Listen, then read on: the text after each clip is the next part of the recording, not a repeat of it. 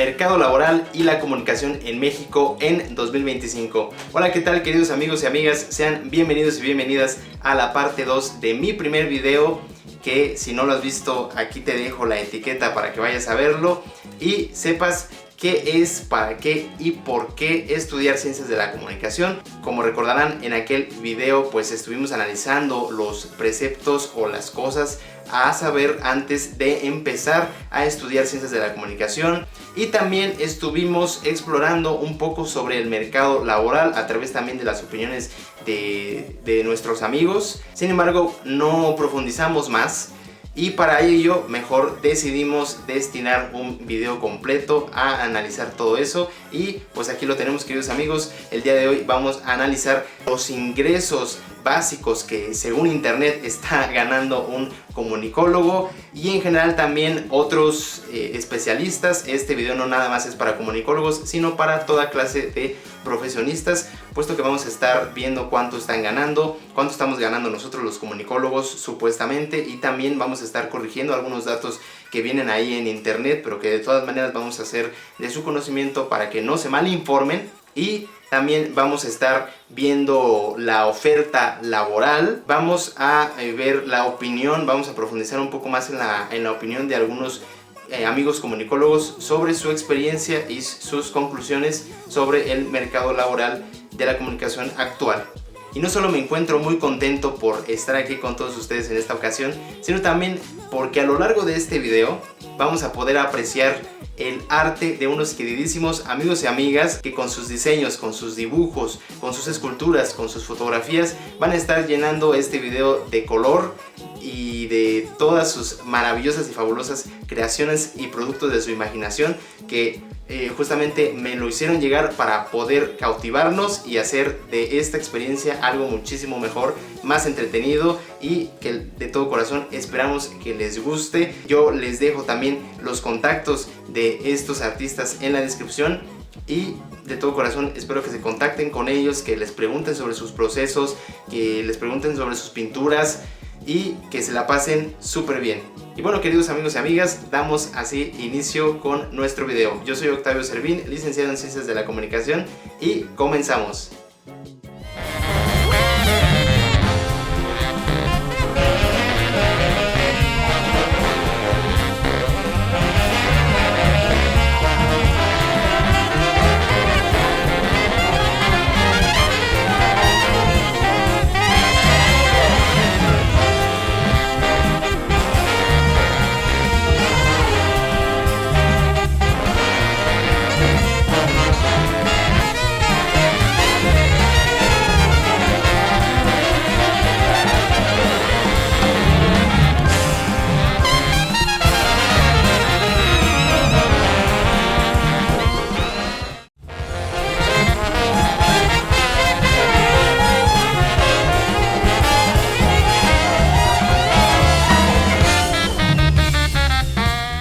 Muy bien, queridos amigos y amigas, comenzamos con la primera pregunta de esta investigación.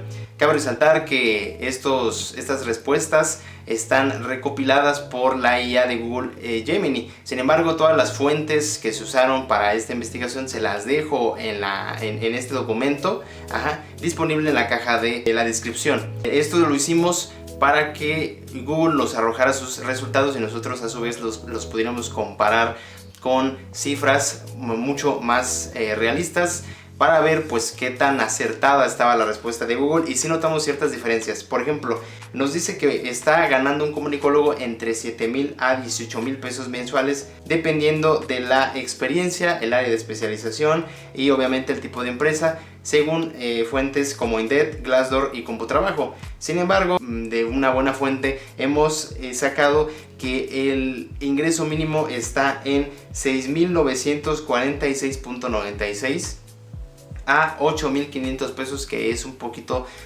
más del ingreso mínimo nacional. Y pues obviamente ya puestos de directivos y con experiencia oscilan en ingresos más altos, ¿no? Sin embargo, podremos decir que es más o menos certero. Nos dice aquí que establece el mínimo como 7,000. Sin embargo, pues sí lo pone cerrado, como indicando una aproximación. Y yo les puedo decir que hay sueldos en empresas por ejemplo, de call center o en empresas relacionadas a ventas que no están comisionados y que parten del 6.946.96 y ya de ahí se derivan los diferentes ingresos o salarios mínimos que ya vienen comisionados o que ya dependen de un bono por ventas, porque realmente hay mucho de ventas para los comunicólogos recién egresados, pero podemos tomar eso en cuenta para que no nos sorprendamos si nos llegamos a encontrar con ingresos como este, que sí los hay. Aquí estamos viendo un listado, ¿no?, en donde ya incluimos nuestro ingreso mínimo, y aquí es desglose por salarios y por áreas, ¿no? Recién egresados de 6.946 a 8.500 pesos mensuales, como dijimos. En medios y en periodismo se está ganando de 8.000 a 12.000 pesos. Las relaciones públicas de 10.000 a 18.000, comunicación corporativa de 10.000 a 16.000. Esto sí es un poco más coherente y es también racional pensar que en el negocio de las relaciones públicas y la comunicación corporativa, también lo relacionado a administración en las áreas contables, por ejemplo, ahí sí se está ganando muchísimo más dinero, hay más utilidades y pues podríamos encontrarnos con salarios más altos, ¿no? Y bueno, queridos amigos, aquí quiero darles un dato muy importante a tomar en cuenta y que explica por qué hay tan bajos salarios en general, prácticamente en todos los trabajos que conforman la Bolsa de Trabajo Nacional. Y es que, según el INEGI, el 99.8% total de las empresas en el país son MIPYMES. ¿Qué quiere decir esto? Que del total de establecimientos de nuestro país, el 95% son empresas de tamaño micro, y que por sí solos pues no representan un porcentaje de ingreso lo suficientemente alto para el país. Son las empresas más grandes o los grupos económicos empresariales más grandes los que están representando un alto porcentaje de ingreso. Sin embargo, aquí en la cuestión de las MIPYMES vemos este porcentaje reflejado en su cantidad no de ingresos, sino de presencia. Entonces el 4.0 son pequeños y el 0.8 son medianos, los que tal vez podrían ofrecernos una mayor cantidad de ingresos, ¿sí? Pero entonces quiere decir que la mayor parte del tiempo nos vamos a encontrar con ese 95.0% de empresas de tamaño micro, y pues el ingreso será equivalente, nos estarán ofreciendo menos que el mínimo. Entonces hay que tomar muy en cuenta eso, porque el 0.2% de total de unidades económicas, como lo dice aquí, son grupos grandes, son las grandes empresas, Grupo Bimbo, Grupo Salinas, a pesar de que tenga ahorita las deudas que tenga, grupos bancarios, Grupo Walmart, etc, etc. Todas esas empresas que a veces incluso son extranjeras y que están aquí en México son ese 0.2% del total de empresas. Así que hay que tomar muy en cuenta ese 99.8% de empresas MIPYMES que están conformando y que están sosteniendo a la economía mexicana, que si bien la gente, los mexicanos, están haciendo un gran esfuerzo por sacar adelante nuestra economía y hoy día hay más oportunidades, esto es una realidad. Estos son estadísticas ajustadas del 2020, hay que tomarlo en cuenta y hay que tenerlo presente para cuando estemos buscando trabajo, sobre lo que nos vamos a encontrar.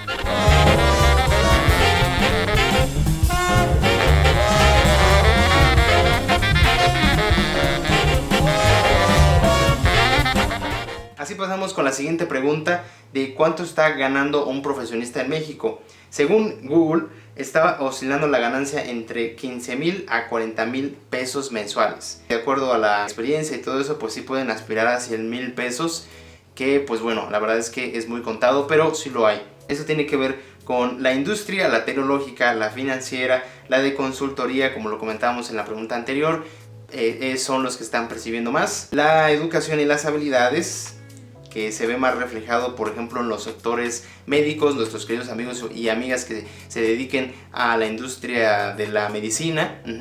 Ahí ellos nos podrán explicar cómo se refleja esto, porque la verdad es que sí hay una muy marcada distinción. Creo que es uno de los sectores donde más se distingue la especialidad o la experiencia, por lo mismo de la responsabilidad que se cargan nuestros héroes y nuestras heroínas, doctores y doctoras. Y también la ubicación. Cabe resaltar que según la situación actual Se nos ha dicho que el sureste y el norte se han visto bien beneficiados en esos últimos años. Sería bueno que a lo mejor a alguno de nuestros compañeros, amigos que nos está viendo, nos diga si esto es verdad, qué tanto es cierto, si hay buenas oportunidades o no, o de qué depende encontrar una buena oportunidad en estas localidades. Pero si perteneces a esas zonas, pues sería importante revisar tus opciones. Pues aquí estamos viendo la parte de salarios por área y nos empieza con la tecnología, siendo uno de los que más ingresos extraen anualmente. Y nos dice que los desarrolladores, los ingenieros de software, los especialistas en ciberseguridad son los que ahorita pueden estar teniendo salarios muchísimo más competitivos, puesto que el internet está en todas las cosas. Ya todas las empresas están digitalizando su información, incluso esas MIPYMES, esas microempresas que estábamos viendo en la pregunta anterior, están digitalizando todo. No puede haber una empresa, ya un negocio pequeño, sin que se esté tabulando una contabilidad dentro de un archivo de Excel. Entonces, pues tarde o temprano todos estos equipos tienden a descomponerse, y es por eso que está siendo tan cotizado el ingeniero, el técnico en los diferentes negocios, ¿no? Realmente aquí es el mismo oficio, pero diferente especialidad. Dentro de esto podremos encontrar que tal vez los ingenieros especializados en la automatización de los cajeros, por ejemplo, o de algún sistema o software bancario o algo así por el estilo, tal vez ellos están percibiendo mucho más. Y también al mismo tiempo ver qué bancos son los que están solicitándolos y cuál de ellos a lo mejor puede ofrecer más, obviamente. Así que son subclasificaciones que pues hacen que nunca terminemos de analizarlo. Pero básicamente en el sector de la tecnología, los que están teniendo sueldos más competitivos, pues sí son los desarrolladores de software, ingenieros técnicos, etc. En la cuestión de las finanzas, como ya habíamos dicho, los gestores de cartera, aquí ya especifica un poco mejor, y ejecutivos de banca. Ya estamos hablando de un nivel más senior, que ahorita lo vamos a ver en el gráfico del seniority. La salud, los médicos especialistas, farmacéuticos, lo que ya habíamos comentado, y obviamente en la consultoría organizacional. Siempre las empresas se están enfocando a mejorar, a introducir las normas ISO dentro de su cultura organizacional. Entonces pues siempre va a ser importante la empresa que se encargue de la gestoría de la consultoría, ¿no? Aquí en el sector de la educación vamos a hacer un paréntesis. Aquí nos agregó como una especie casi de noticia que dice que los maestros de tiempo completo pues están percibiendo sueldos mensuales de 18,965 pesos aproximadamente, según el titular de la Secretaría de Educación, Mario Delgado. Esto también sería bueno, así como con el sector de la medicina, sería bueno que si hay profesores de tiempo completo dentro de la audiencia, que nos pongan en los comentarios si están percibiendo este salario, si es correcto, si es aproximado, y si pueden incluirnos una cifra más precisa en caso de que esta esté mal. Entonces ahí, doctores y maestros, coméntenos. E ingenieros también. Bueno, aquí nos engloba unas consideraciones adicionales, que es que obviamente el salario mínimo en México ha subido. A partir de este año hubo una alza en el sueldo mínimo que muchas empresas tuvieron que colocar, y es por eso que estamos viendo estos sueldos mínimos muy seguido, porque como ya comprobamos que el 99.8% de las empresas son pequeñas, micro y medianas, pues obviamente es lo que están dando todas las empresas.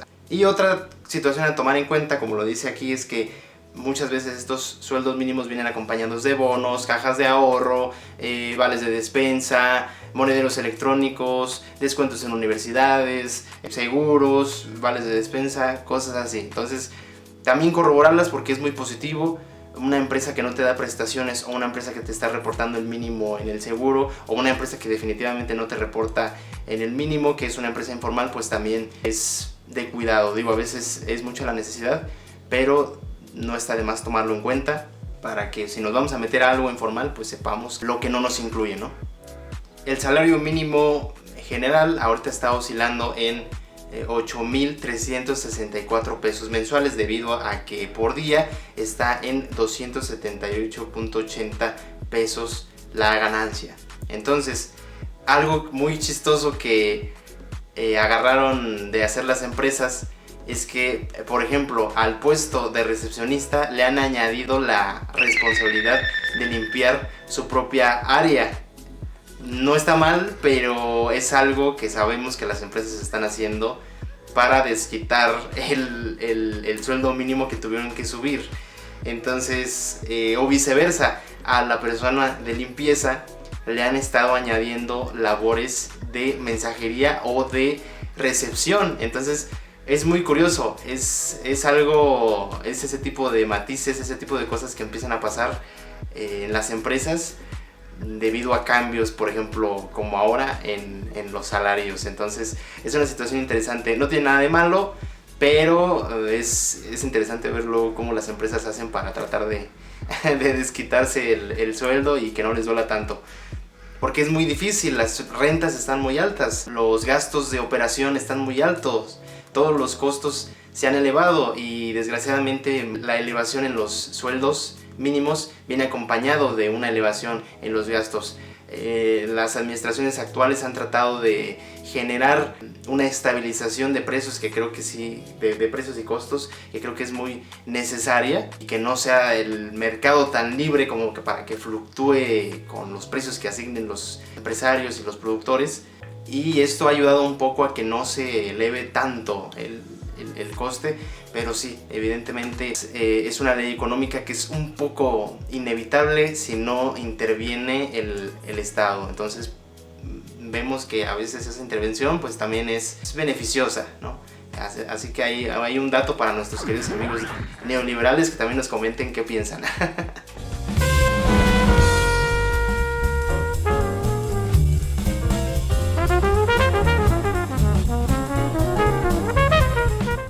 Así con la siguiente pregunta, que es la de ¿en qué precios se ubican los posgrados en México en 2025? Los precios básicamente dependiendo de la universidad, del programa y la modalidad, que siempre es presencial o en línea, ¿no? La mayor parte del tiempo son en línea, por lo que los costos pues a veces pueden disminuir un poco más o aumentar a lo mejor también con la frecuencia de los días a la semana que asistamos a la institución. Pero están oscilando entre los 20,000 hasta los 800,000.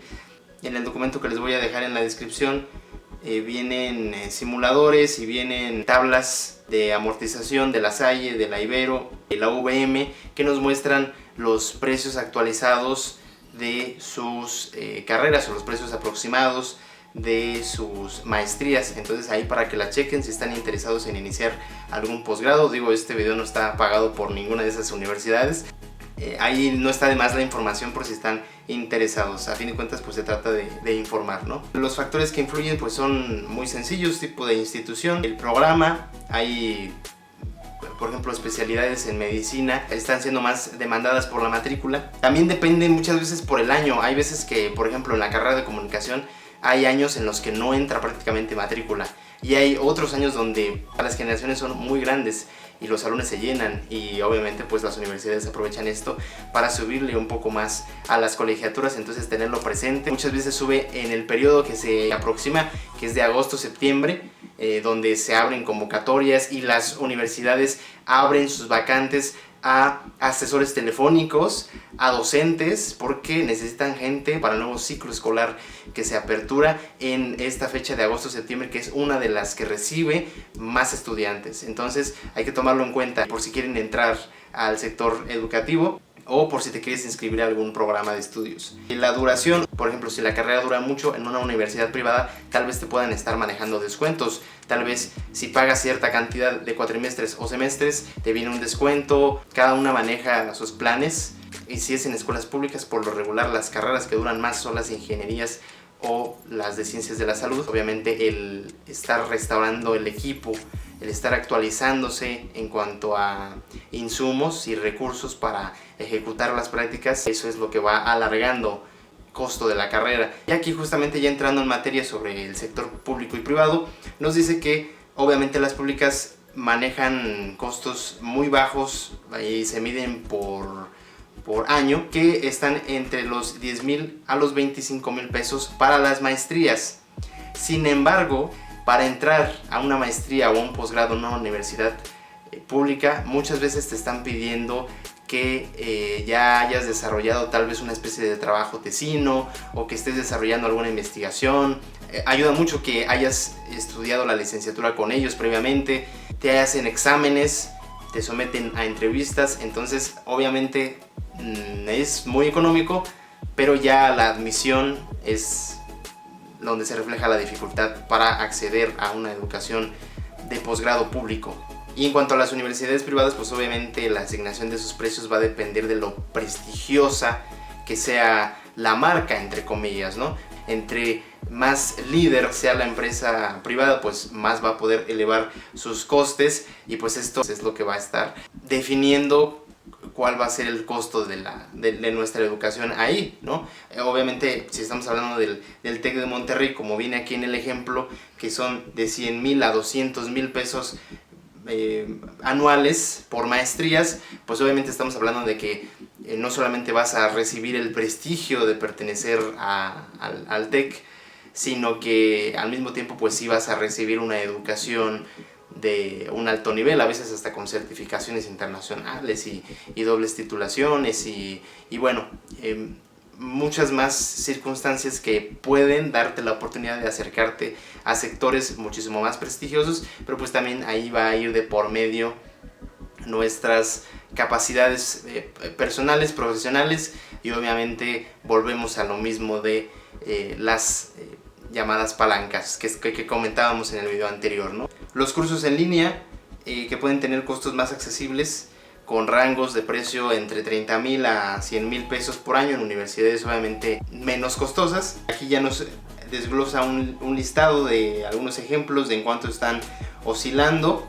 El mínimo de 10,000 en cuanto a universidad pública, de entre 10,000 a 30,000, y en universidades privadas están oscilando en arriba de los 100,000 prácticamente, ¿no? O de los 25,000 o de los 50,000. Es muy costoso pagarse un posgrado en México, y por ende muchas personas llegan hasta la maestría, a veces ayudándonos con las facilidades que nos dan ciertas universidades, pero obviamente no son universidades tan relevantes, y más aún si se habla del sector privado, en donde a lo mejor nos garantizan una mejor educación, pero realmente no hay como una garantía, no hay algo que ellos puedan hacer que te garantice que vas a recibir todo un vasto conocimiento, todo un bagaje de conocimientos,